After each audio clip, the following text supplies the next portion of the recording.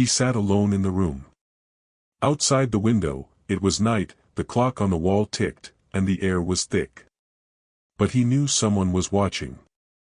There were no cameras, no windows, no eyes, but the feeling was sharp, like a blade. It was as if a light had flashed inside him. You are being watched. Even if you are alone. We are used to thinking that loneliness is freedom. That when no one is around, you can be yourself. Take off your mask, relax. But what if that's a lie? What if even in an empty room you are not free? Sartre called it the gaze of the other. Subtle, imperceptible, penetrating. He doesn't just see you, he defines who you are.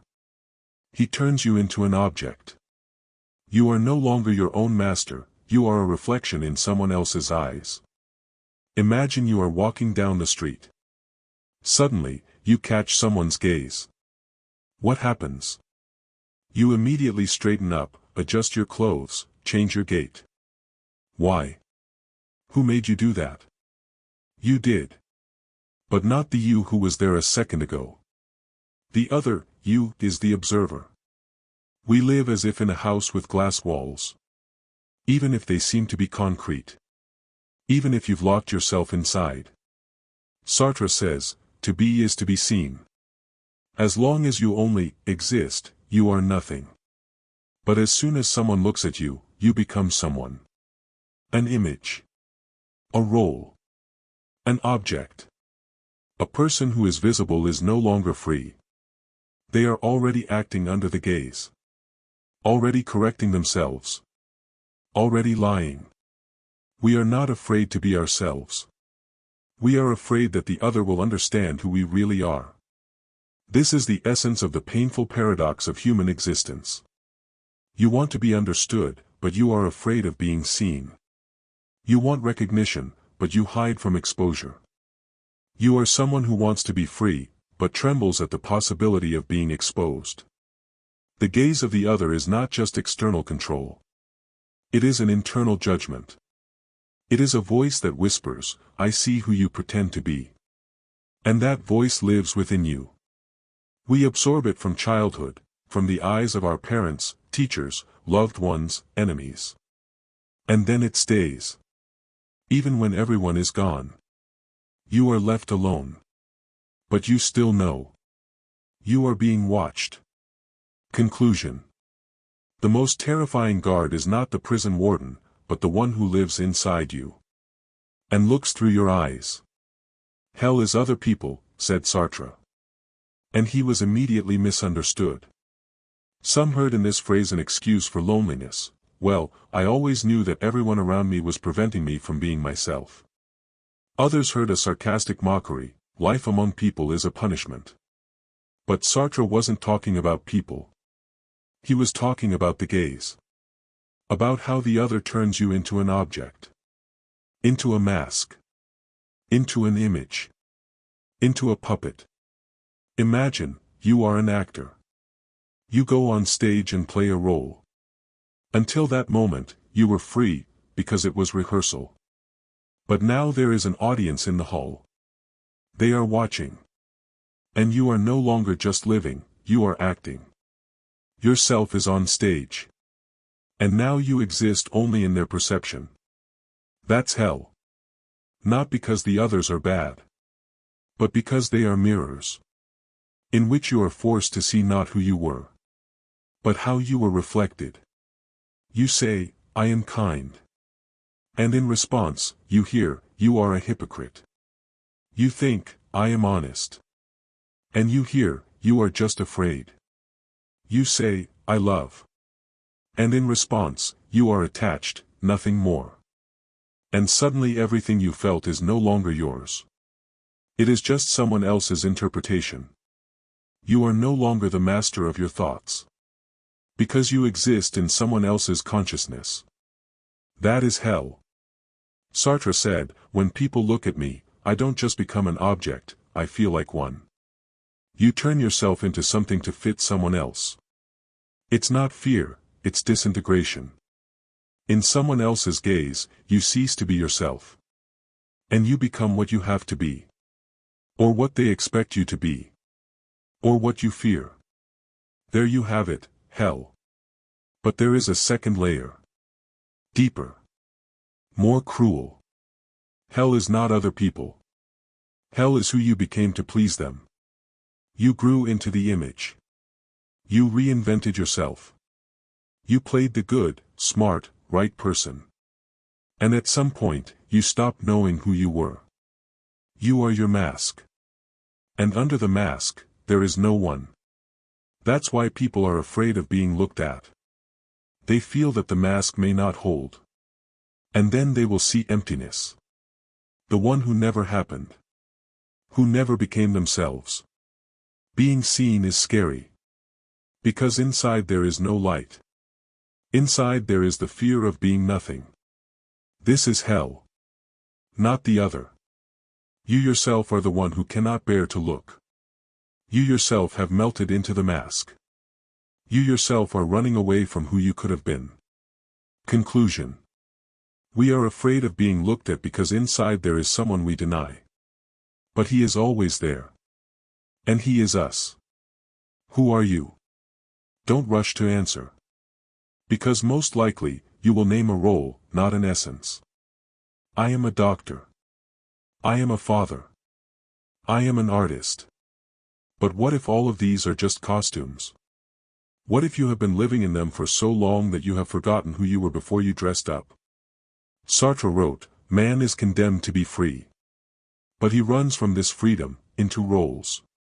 Because freedom is frightening. It has no support. No instructions. No guarantees. A role is security. When you don't know who you are, you can say, I am my job. I am my family. I am my status. But this is where the lie of the self begins. You become a thing. A function. A mechanism. A role is like a uniform. As long as you're in it, you're accepted. Take it off, and you're nobody. Not even to yourself. Sartre gives the example of a waiter. He's too much of a waiter. Too polite, rehearsed, polished. He's not just doing his job, he's playing a waiter.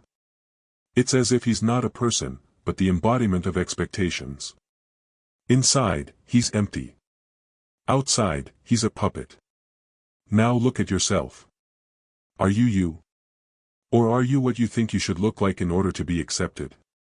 You want to be good, so you play the good guy. You want to be strong, so you act strong. You want to be independent, so you shout about independence. But you're not living. You're acting. And the longer you stay in the role, the more it becomes you. And then you no longer know how not to be a teacher. How not to be a wife. How not to be a hero. How not to be strong. How not to be anyone. You have forgotten how to be silent. How to be afraid. How to cry. How to admit that you don't know. A role requires a costume. But you don't sleep in that costume. You live in it. Sartre called this bad faith, when you know that you are pretending. But you continue. Because it's scary to admit. I don't know who I am. I'm not sure. I am empty. But it is precisely in this honesty that the first step toward freedom lies. Because a role is a prison. And you are a prisoner who has long forgotten that there are bars inside. Conclusion. The deepest prison is not external. It is the role you have come to believe in. Sartre said. Consciousness is nothing. Not in the sense of useless. But literally, empty. Consciousness is not an essence. It is not a form. It is not a solid foundation. It is a failure. There is no core inside us. There is no fixed I. There is no permanent this is who I am. You think you know yourself, until something happens that causes you to lose yourself. You get fired. You get dumped. You lose. You're a failure. You're a traitor. You lose your image. And then what? Suddenly, everything falls apart. You stand in front of the mirror.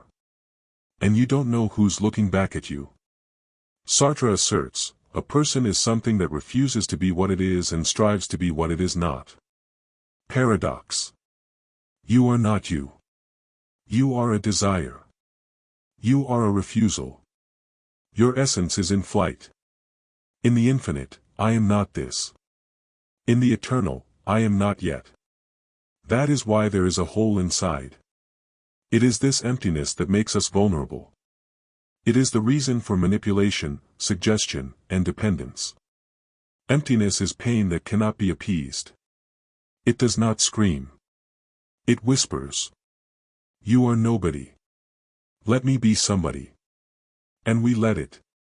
We take any form. Any role. Any template. Any mask. Just so we don't have to face that nothingness.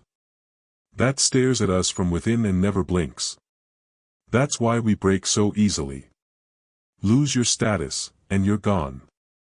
Lose your relationships, and you don't know why you wake up. Lose money, and you don't know what you feel. Lose your purpose, and you don't know why you live. Because we were never someone. We were a role. And beneath the role is silence. Cold, transparent, empty. We don't lose ourselves. We lose the illusion that we were. But this is where the truth begins. This is where the chance lies. Because only by seeing the emptiness can we stop fearing it. Stop hiding it. Stop running from it. You are not a doctor. Not a father. Not a winner. Not a hero. You are pure space. Possibility. And you can choose. Conclusion. We don't lose ourselves. We just lose the role we confused with ourselves. You think you want freedom. But every step you take is an escape from it. Freedom is scary. Because it's like the open sky without a map. No signposts. No guarantees. No instructions, who to be, what to do, how to feel. Sartre said. Man is condemned to be free. Not rewarded. Not blessed. Condemned. Because freedom is not easy. It is the horror of responsibility. Freedom means you choose who you want to be. You alone bear the consequences. You alone shape the meaning of your life. And if that meaning is false, if you are wrong, if you are weak, there is no one to blame. This is more frightening than death. That is why people choose slavery. Conscious slavery. Voluntary slavery. Slavery is comfort. Slavery is, Dad said so. Slavery is, that's the way it is. Slavery is, I have to. It's a script you're just playing. And you're not to blame for failure. Sartre called it voluntary self-deception. You pretend that you are not free. You say, I have no choice. I can't do anything else. That's the way it has to be. But deep down, you know. Everything you do is your choice. Even silence is a choice. Even obedience is a choice. Even suffering is a choice. And the more you lie to yourself, the deeper you sink into the cage. You built yourself. You built it yourself, out of fear. You closed the door yourself, out of habit. You threw away the key yourself, out of exhaustion. But the key is inside. It is honesty. Unadorned. Unprotected. Unmasked. To say to yourself, I could have been different, but I was afraid. I chose comfort over the path. I betrayed myself in exchange for recognition. It hurts. But that's where strength begins. Because freedom is not doing what you want. Freedom is knowing that you can be different. And carrying that choice through to the end. It's not a road. It's a sharp edge. You walk along it barefoot. Conclusion. Freedom is scary. Because if you are truly free, Then everything you have become is your fault. You look in the mirror and smile. Well-groomed, polite, stable. You are a good person. But sometimes in your dreams, you kill someone. You scream. You mock. And then you wake up and feel ashamed. Who was that? It was you. Sartre did not write directly about shadows, that is Jung's language. But he knew that. Inside each of us there is something we do not want to admit. That is the shadow. The thing you turned away from. What you call, not me. What you sent down to the basement. Locked away. Forgotten. But it's alive. And it's watching. And it's waiting. You think you're kind. Then why do you sometimes want to destroy? You think you're strong. Then why do you tremble when you're alone? You think you're honest. Then why do you lie to yourself? Sartre understood. A person is not only what they do, but also what they don't do but could. You didn't hit them, but you wanted to. You didn't betray them, but you thought about it. You didn't run away, but you dreamed about it. That's also you. Freedom is not about being good. Freedom is about enduring the knowledge that you could be a monster, and still choosing not to be one. But this is impossible as long as you deny your shadow. The shadow is not evil. It is your strength, repressed into fear. It is the aggression you are afraid to show. It is the rage that was forbidden in childhood. It is the sexuality that was condemned. It is the desire for power that was disguised as service. You are not weak. You are whole. You just don't accept half of yourself. And in this blindness lies your vulnerability. As long as you hide your shadow, it controls you. From within. Through fear. Through addiction. Through games. Sartre said, man is a project. You do not exist, you build yourself every day. And if you build only light, the house will fall. Because the foundation is below. In the shadows. Conclusion. What you hide will not destroy you. What will destroy you is refusing to see that this is your forgotten power. You can live alone. You can meditate, read, work on yourself. And think that you have become whole. Until the other comes along. Sartre said. The other is not just a person. It is the eye in which you lose yourself. It is not an enemy. But it hurts you, because it reflects. In the presence of the other, you are no longer free. You are an object. You are the one who is seen. You are in someone else's picture. And that picture can be unbearable. You want to be strong. But the other sees your vulnerability. You want to be noble. But the other sees your greed. You want to be needed. But in his gaze you read, you are superfluous. And so you get angry. You hate. You want to destroy his gaze. But not because it is bad. It is because you are afraid to see yourself through his eyes. The other is a mirror that you cannot control. That is why we run into isolation. Why we hide in solitude. Why we hate those who look at us differently. Not because they are evil, but because their gaze destroys our mask. But Sartre did not say, avoid the gaze. He said, be in it, and still be yourself.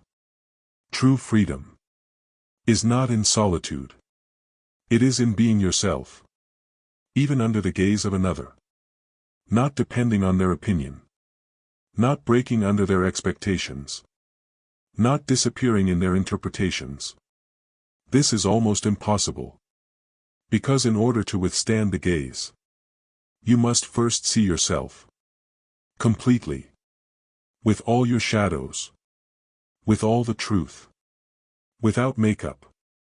Then the gaze does not hurt. Because you have nothing to lose. You already see yourself. And you accept yourself. The other is not an enemy.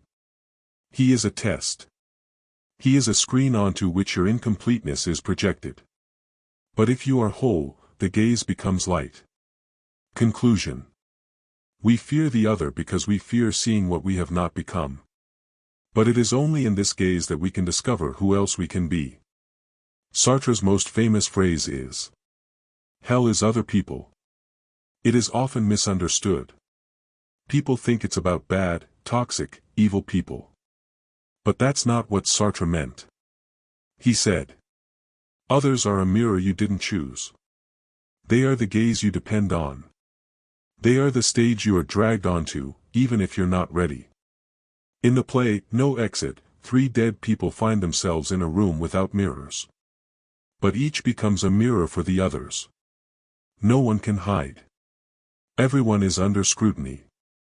Everyone is exposed. The gaze of the other is a trap.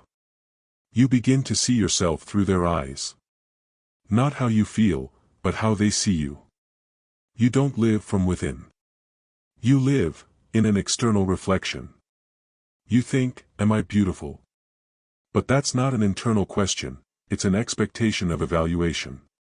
You're not asking yourself, but them. You are no longer the creator of yourself. You are the answer to their gaze. That's where hell begins. Hell is not the other. Hell is your dependence on him. Hell is when you no longer know who you are without evaluation.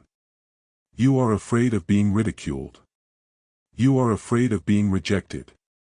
You are afraid of being useless. You are afraid of being unloved. And you do everything to stay good, even if you lose yourself. But here's the truth. They don't see you. They see their projection. And so do you. You don't see the person. You see their role in your drama. You assign meaning to them. You create them in your head. We don't know each other. We only fight with our projections. Sartre was radical. You are what you make of yourself. Not what others think of you. Not how others evaluate you. Only you are the author. And only you are the judge. But if you forget this, you live in hell. In a hell of other people's views, opinions, roles, and standards. Conclusion. Hell is not other people. Hell is you. When you forget that only you choose who you want to be, outside of their views.